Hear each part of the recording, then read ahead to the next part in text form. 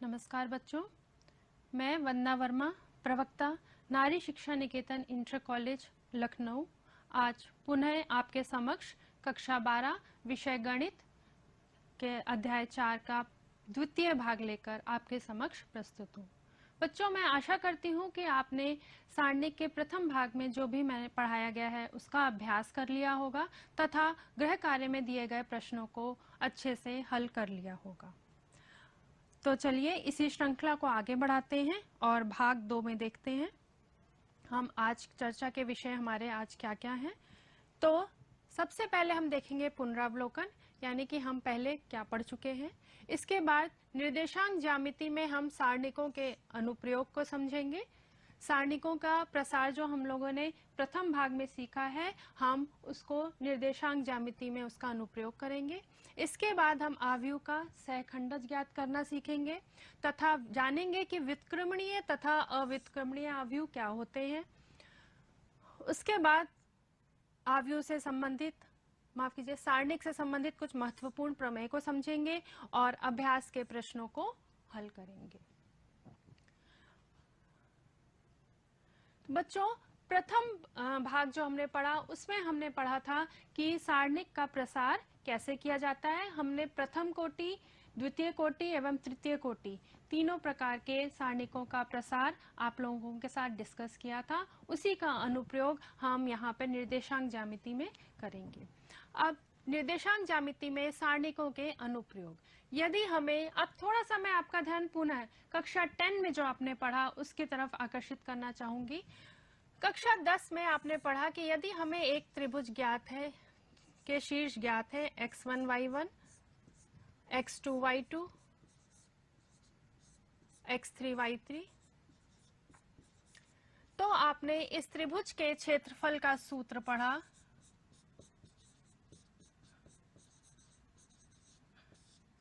One upon two x1 y2 minus y3 plus x2 y3 minus y1 plus x3 y1 minus y2, ये सूत्र आपने पढ़ा था। जबकि हमको तीन निर्देशांक किसी त्रिभुज, तीन शीर्षों के निर्देशांक हमें किसी त्रिभुज में ज्ञात हैं, तो हम त्रिभुज का क्षेत्रफल कैसा ज्ञात करेंगे। अब बच्चों, हम यहाँ पे सारणिक का अनुप्रयोग कर त्रिभुज के क्षेत्रफल का सूत्र ज्ञात करेंगे। तो इसका सूत्र होता है 1/2 x1 y1 1, ये याद करना बहुत आसान है।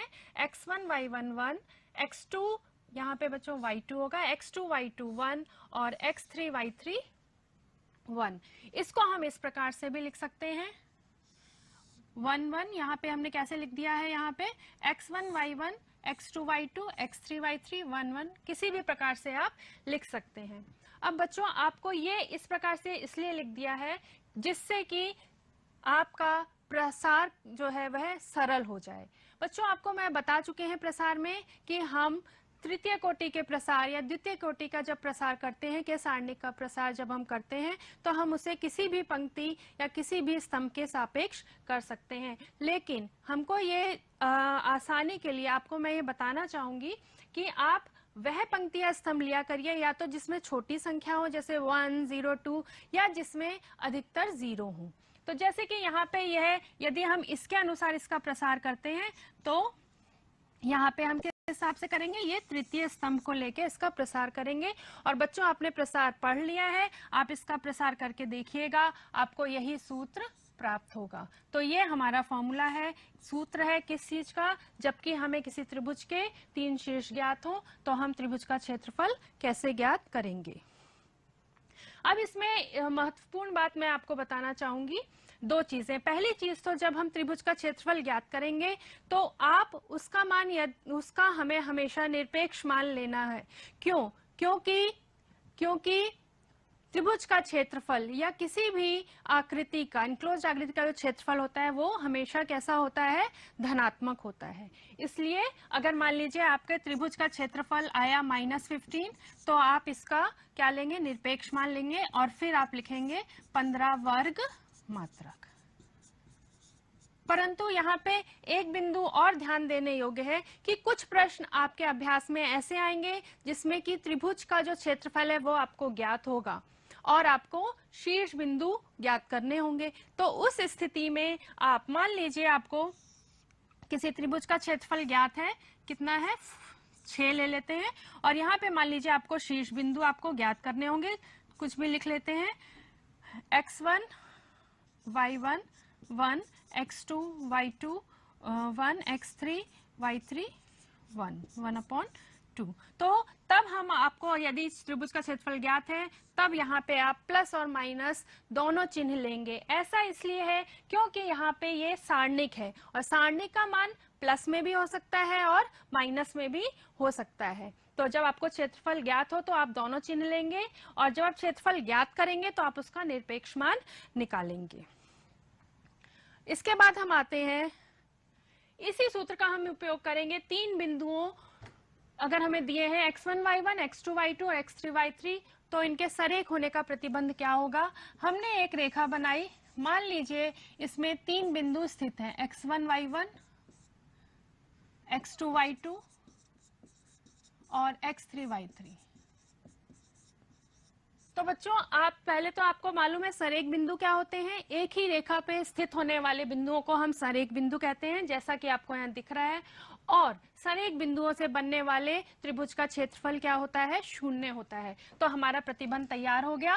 हमने अगर इसको लिखा 1/2, जो हमने त्रिभुज का क्षेत्रफल अभी पढ़ा था, x1 y1 1, x2 y2 1, x3 y3 1, तो ये हमारा इसको क्या लिख देंगे, 0 के बराबर लिख देंगे।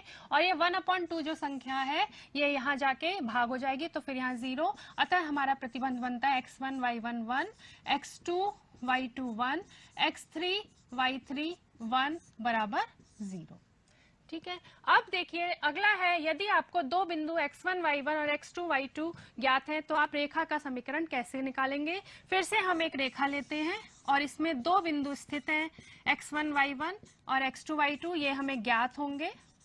तो हम मानेंगे कोई तीसरा बिंदु x y भी इस रेखा पर स्थित है। पुनः वही कि ये तीनों बिंदु कैसे हैं, सरेख बिंदु हैं, अतः इनके द्वारा बनने वाले त्रिभुज का क्षेत्रफल 0 होगा। फिर से हम यही वाला सूत्र, यही वाला प्रतिबंध का उपयोग करेंगे। तो हम यहाँ पे जो हम लिख रहे हैं x1 y1 1, x2 y2 1, और यहाँ पे x3 y3 की जगह हम लिख देंगे x y1 बराबर 0। और इसे सारणी के प्रसार से जब आप इसका प्रसार करेंगे तो आपको एक समीकरण मिल जाएगा जो कि x1 y1 और x2 y2 बिंदुओं से जाने वाली रेखा का समीकरण होगा। चलिए एक त्रिभुज जिसके कि हमें शीर्ष ज्ञात है, -2 -3 3 2 और -1 8। चलिए एक बना लेते हैं त्रिभुज, -2 -3 3 2 और -1 -8। तो यदि ये x1 y1 इसको मान लेते हैं, x2 y2 मान लेते हैं और इसको मान लेते हैं x3 y3, तो हम त्रिभुज का क्षेत्रफल का सूत्र हम अभी पढ़ चुके हैं। त्रिभुज का क्षेत्रफल, इसका सूत्र हम पढ़ चुके हैं, 1/2 x1 y1 1, x2 y2 1, x3 y3 1। इसमें हम इनके मान रख देंगे, इसमें हम इनके मान रख देंगे तो आएगा 1/2। यहाँ पे आप लिखेंगे -2 -3 1, 3 2 1, और यहाँ पे -1 -8 1। बच्चों मैं यहाँ पे ये तृतीय पंक्ति के सापेक्ष, ये तृतीय स्तंभ के सापेक्ष इस सारणिक का प्रसार करूंगी। तो आप जानते हैं हम कैसे निकालते हैं, आपने ये फॉर्मूला पढ़ चुके हैं। अभी हमने पिछले भाग में इस सारणिक के प्रसार को पढ़ा था। क्या पढ़ा था, A11 capital A11 plus A12 capital A12 plus A13 capital A13। ठीक है, इसी प्रकार से करेंगे तो यानी कि ये जो अवयव है ये क्या अवयव कहलाएगा, A13, ये है A23 और ये है A33। तो इस प्रकार से यदि आप देखें तो A11 हमारा क्या है, अगर हम इस स्तंभ के सापेक्ष कर रहे हैं तो हम लेंगे 1, और यहाँ पे इस अवयव का क्या लिखेंगे, हम कोफैक्टर लिखेंगे यानी सहखंड लिखेंगे। तो यह पंक्ति और इस स्तंभ को छोड़ देंगे तो हमें क्या मिलेगा। उसके पहले हमें A11 निकालने के लिए हम इसमें कैसे निकालेंगे, यहीं पे निकाल लेते हैं। तो A11 यहाँ पे हम चूंकि ये पहली A13 A23 A33 ले रहे हैं तो हम इसको पहले लिख देते हैं A13 plus A23 plus A33 और कैपिटल A33। तो यहाँ पे सबसे प्रथम हम क्या करेंगे, यहाँ पे निशान लगाएंगे। 1 + 3 एक सम संख्या है तो ये प्लस का निशान आ जाएगा। और यहाँ पे तृतीय स्तंभ और प्रथम पंक्ति यदि हम छोड़ते हैं तो हमें क्या मिलेगा, 3 × -8 -24 और -1 × 2 -2।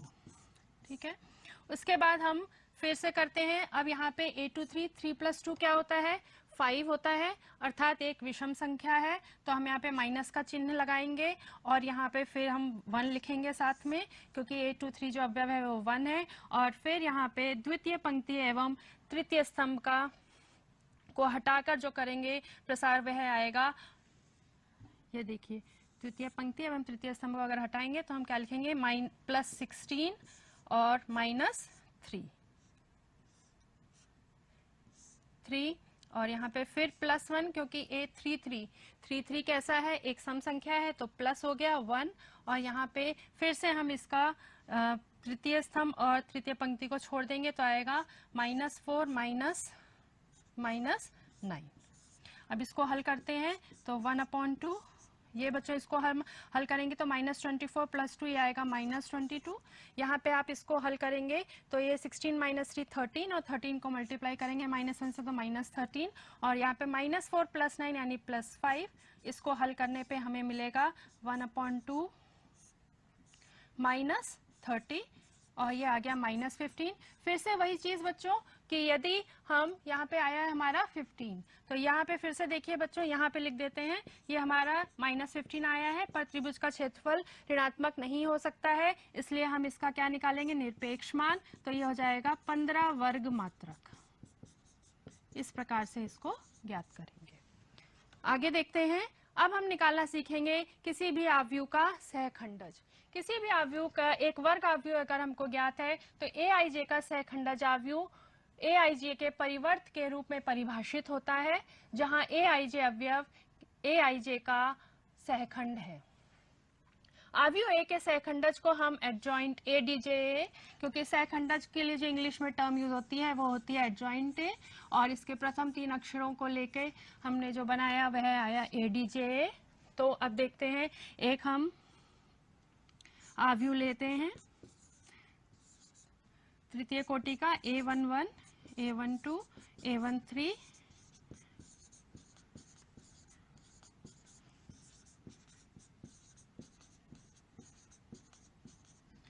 ठीक है।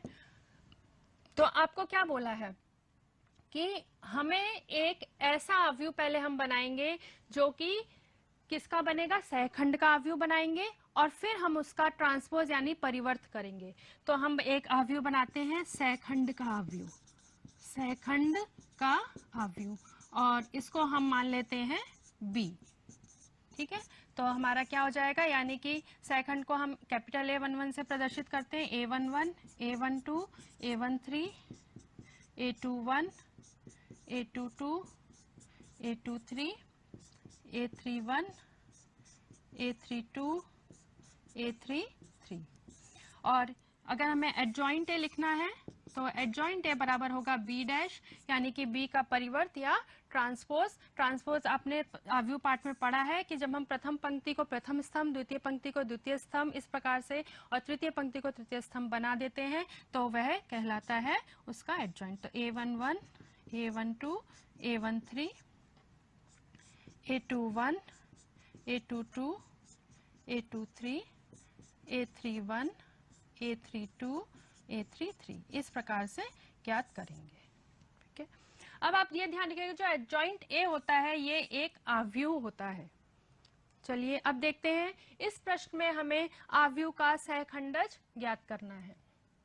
तो सबसे पहले हम क्या निकालेंगे, इसमें इनके माइनर यानी कि माफ कीजिए इसके कोफैक्टर निकालेंगे। तो A11 सर्वप्रथम हम क्या निकालेंगे इसका A11। तो A11 निकालने के लिए हम इसको प्रथम पिछले भाग में हम बच्चों पढ़ चुके हैं कि पहले तो हम इनका योग करेंगे, अगर ये सम संख्या है तो प्लस का निशान आ गया, और प्रथम पंक्ति और प्रथम स्तंभ को छोड़ देते हैं तो हमें क्या मिलेगा, यहाँ पे मिलेगा 3 को इधर मल्टीप्लाई करेंगे 1 से और यहाँ 5 को 0 से, तो 3 माइनस 0 अर्थात क्या आया यहाँ पे 3। A12 इसी प्रकार से निकालेंगे। तो यहाँ पे ये प्रथम पंक्ति, पहले तो निशान चिन्ह लगा लेंगे, 1 + 2 एक कैसी संख्या है, विषम संख्या है, तो इसलिए माइनस का निशान लगेगा। और प्रथम पंक्ति और द्वितीय स्तंभ को अगर हम छोड़ेंगे तो हटा देंगे तो हमें मिलेगा 2 माइनस -10 अर्थात ये हो जाएगा माइनस में 2 + 10 यानी -12। A13 ज्ञात करेंगे, 1 + 3 4 यानी ये एक सम संख्या है तो प्लस का चिन्ह लगाएंगे। और यहाँ पे इसके हिसाब से देखेंगे तो प्रथम पंक्ति और तृतीय स्तंभ को छोड़ेंगे तो हमें मिलेगा 2 × 0 0 माइनस में -6, 3 को -2 से मल्टीप्लाई करेंगे तो ये हमारा आएगा 6। इसके बाद A21 निकालने के लिए हम क्या करेंगे, फिर 2 + 1 3 होता है, माइनस का निशान लगेगा और इसको द्वितीय पंक्ति और प्रथम स्तंभ को छोड़ देंगे तो हमें क्या मिलेगा, माइनस द्वितीय पंक्ति एवं प्रथम स्तंभ को छोड़ेंगे तो हमें मिलेगा -1, ये हो जाएगा 1। इसी प्रकार से हम A22 निकाल लेंगे, दोनों का योग सम संख्या, प्लस लगाएंगे हम और ये भी आप हल करेंगे तो आएगा 1 -4, ये आएगा आपका 1 + 4 5। इसी प्रकार से A23, 2 + 3 एक विषम संख्या होती है तो ये हो गया माइनस का निशान, और यहाँ पे ये A23 इसका निकालेंगे तो 1 0 × 0 0 माइनस यहाँ पे 2 लिखेंगे तो ये आएगा +2। अब हम निकालेंगे A31 निकालने के लिए फिर 3 + 1 आपका हमारा होता है, 3 + 1 हमारा होता है एक सम संख्या है तो A31 यानी कि हम क्या निशान लगाएंगे, यहाँ पे प्लस का निशान लगाएंगे और फिर इसके अवयवों को निकालेंगे तो आएगा -5 -6 अर्थात -11। A32 3 + 2 5 यानी एक विषम संख्या है तो फिर से इसको ज्ञात करेंगे तो आएगा 5 - 4 यानी कि -1। ये बच्चों 11 है, इसको काट के लिख देते हैं -11। और A33 ज्ञात करेंगे, 3 + 3 एक सम संख्या है तो यहाँ पे प्लस का निशान आएगा और यहाँ पे इसको लिखेंगे तो आएगा हमारा 3 -2, तो 3 + 2 यानी ये हो गया हमारा 5। ये आ गए। अब हम एक बी आव्यूह बनाते हैं जो कि सहखंडों का आव्यूह है, सहखंड का आव्यूह। इसको हम प्रदर्शित कर देते हैं बी से। ये हमारा हो जाएगा 3 -12 6 1 5 2 और यहाँ पे इसके बाद ये जो तीसरी रो है ये भी हम लिख देंगे तो ये हमारा आएगा -11 -1 और यहाँ पे 5। अब हम क्या निकालेंगे, एडजॉइंट ए। एडजॉइंट ए यानी कि हम क्या निकालेंगे, सहखंडज। बच्चों इन दोनों नाम में आप कंफ्यूज मत होइएगा। सहखंड बोलते हैं जब हम उपसारणी के बाद जो सहखंड निकालते हैं, ये जो A11 हमने निकाले हैं, A12 A3 ये सहखंड होते हैं और सहखंडज एक आव्यूह होता है। तो सहखंडज आव्यूह हमारा क्या निकलेगा, ये इसको हम लिखेंगे, ये बराबर होगा B का परिवर्त, यानी कि ये जो हमने निकाला है इसका परिवर्त निकालेंगे और यहाँ पे लिखेंगे 3 -12 6। प्रथम पंक्ति प्रथम स्तंभ बन गई, द्वितीय पंक्ति द्वितीय स्तंभ बन गई एवं तृतीय पंक्ति को हमने तृतीय स्तंभ बना दिया। इस प्रकार से ये हमारा निकला है। ठीक है बच्चों, चलिए अब हम देखते हैं व्युत्क्रमणीय तथा अव्युत्क्रमणीय आव्यूह क्या होते हैं। एक वर्ग आव्यूह ए व्युत्क्रमणीय कहलाता है यदि उस आव्यूह का जो सारणिक है वो 0 ना हो तभी, और इसको हम बोलते हैं नॉन सिंगुलर मैट्रिक्स। इसको बोलते हैं नॉन सिंगुलर मैट्रिक्स। अब इसका एक उदाहरण लेते हैं, एक ए उदाहरण लेते हैं। आव्यूह लिया 1 2 3 4, इसका सारणिक ज्ञात करते हैं तो हमें 1 को 4 से गुणा करेंगे और 3 को 2 से, तो 4 - 6 यानी कि 2 आ जाएगा, ये नॉट इक्वल टू 0 है, अतः यह आव्यूह कैसा है, यह एक व्युत्क्रमणीय आव्यूह है। आगे आता है, यदि एक वर्ग आव्यूह है वह अव्युत्क्रमणीय तब होगा यदि उसके सारणिक का मान क्या होगा, 0 होगा, और इसको हम बोलते हैं सिंगुलर मैट्रिक्स। बच्चों इसमें आप कंफ्यूज मत होइएगा, जब व्युत्क्रमणीय होता है तो ये नॉट इक्वल टू 0 होता है, और जब अव्युत्क्रमणीय होता है तब ये इक्वल टू 0 होता है। चलिए इसको भी एक उदाहरण से समझते हैं। एक और हमने बी आव्यूह लिया 1 2 4 8, इसका सारणिक निकालते हैं। तो आएगा 1 को आप 8 से मल्टीप्लाई करेंगे, 8 माइनस 2 इंटू 4 कितना आ रहा है, 0। तो ये कैसा आव्यूह है, ये एक व्युत्क्रमणीय आव्यूह है। इसके बाद हम देखते हैं कुछ महत्वपूर्ण प्रमेय। तो यदि आपको A एक n कोटि का आव्यूह दिया है, हमको ज्ञात है जो कि n कोटि का है, तो ये प्रमेय A एडजॉइंट है इज इक्वल टू एडजॉइंट है into A is equal to मॉडल सारणिक A in। यहाँ पे in क्या है, ये एक तत्समक आव्यूह है जिसकी की कोटि n है, यानी कि इस प्रकार का ये आव्यूह है जिसके के विकर्ण पे जो विकर्ण के जो पद हैं वो 1 है। इस प्रकार के आव्यूह को हम तत्समक आव्यूह कहते हैं। ये आप पढ़ चुके हैं। और ये कितनी कोटि का है, ये यहाँ पे हम कितनी कोटि का लेंगे, n कोटि कहाँ से आएगी, जितनी कोटि का हम a लेंगे उतनी ही कोटि का ये तत्समक आव्यूह भी लेंगे।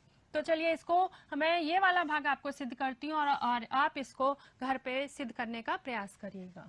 तो a एडजॉइंट a करेंगे। तो देखिए मान लीजिए एक आव्यूह मैंने लिया A, इसमें यहाँ पे हम द्वितीय कोटि का एक व्यापक आव्यूह लेते हैं, A11 A12 A21 A22, और इसका एडजॉइंट A हम जानते हैं क्या होता है, A11 A12 A21 A22, ये एडजॉइंट है बच्चों। ये थोड़ा सा मैं इसको आपको शॉर्ट में बता देती हूँ कैसे निकाला हमने।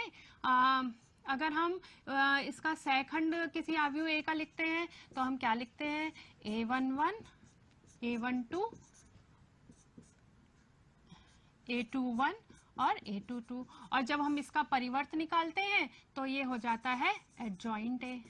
इसका हमने अगर परिवर्त निकाला तो यानी कि ये हो गया A11 A12 A21 A22। ये हम अभी आपको बता चुके हैं कि एडजॉइंट ऐसे निकाला जाता है, तो यही मैंने लिख दिया है। अब हम इन दोनों आव्यूहों का क्या करेंगे, गुणन करेंगे। गुणन करेंगे, आप लोग आव्यूह का गुणन निकालना आव्यूह पाठ में सीख चुके हैं।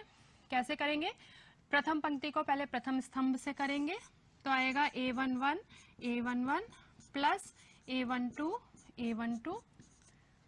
इसके बाद प्रथम पंक्ति को द्वितीय स्तंभ से करेंगे, A11 A21 plus A12 A22।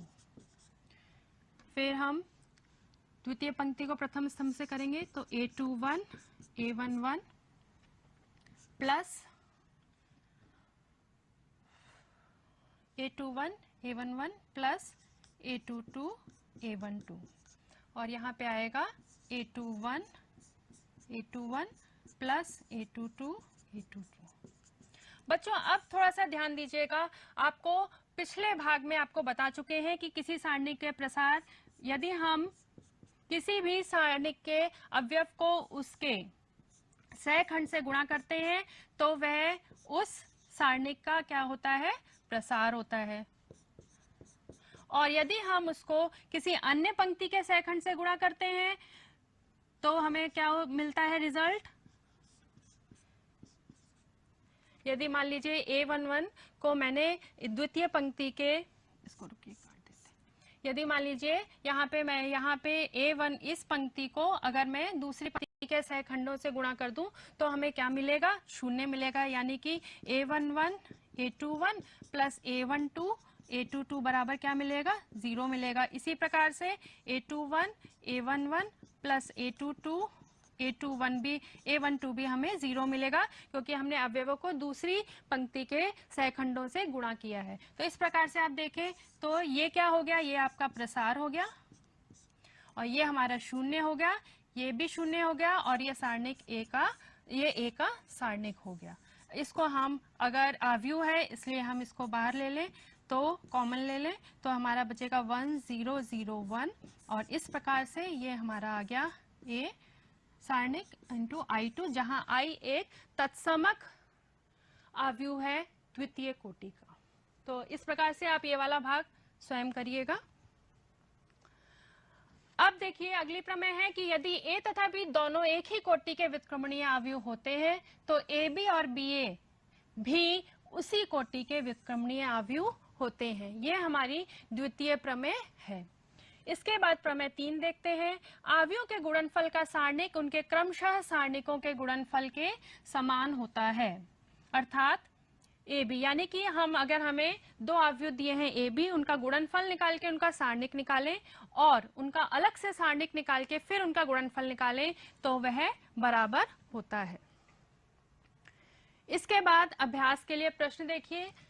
पहला प्रश्न है, निम्नलिखित प्रश्नों में सत्यापित कीजिए कि A adjoint A is equal to adjoint A, A is equal to AIN। तो यहाँ पे अभी आपको ये प्रमेय मैंने सिद्ध करके दिखाई, वही आपको इन सवालों में करनी है। यानी कि पहले आप इस आव्यूह का एडजॉइंट यानी कि सहखंडक ज्ञात करेंगे और फिर A को सहखंडक से गुणा करेंगे और इस प्रकार से पहले आप ये वाला भाग सिद्ध करेंगे, फिर ये वाला भाग और यहाँ पे इसको यहाँ पे सारणिक ज्ञात करके और इसको सिद्ध करेंगे। नेक्स्ट है, दर्शाइए कि बिंदु A, ये जो बिंदु ज्ञात है ये सरेख है। तो इसके लिए हमने कंडीशन पढ़ ली है कि जब हम त्रिभुज वाले क्षेत्रफल में ये आपने कंडीशन पढ़ी है, x1 y1 1, x2 y2 1, x3 y3 1, ये किसके बराबर होना चाहिए? 0 के, तब तो ये सरेख होंगे, अन्यथा नहीं होंगे। तो आप इसका LHS लेके चलिएगा, यदि ये 0 आता है तो ये सरेख है, अन्यथा नहीं है। अगला क्वेश्चन है, प्रत्येक में k का मान ज्ञात कीजिए यदि त्रिभुजों का क्षेत्रफल 4 वर्ग इकाई है जहां शीर्ष बिंदु निम्नलिखित है। अब इस प्रश्न में आपको जब त्रिभुजों का क्षेत्रफल मैंने पढ़ाया तब मैंने आपको बताया कि यदि त्रिभुज का क्षेत्रफल ज्ञात होगा तो आप यहाँ पे जैसे ये सवाल करेंगे तो आप त्रिभुज के क्षेत्रफल को +-4 यानी कि जब सारणिक में रखेंगे तो यहाँ पे +-4 रख के हल करिएगा। ठीक है बच्चों, तो ये आप करिएगा। आशा आपको समझ में आ गया होगा। इन अभ्यास के प्रश्नों का आप हल करिएगा, आप आराम से कर लेंगे।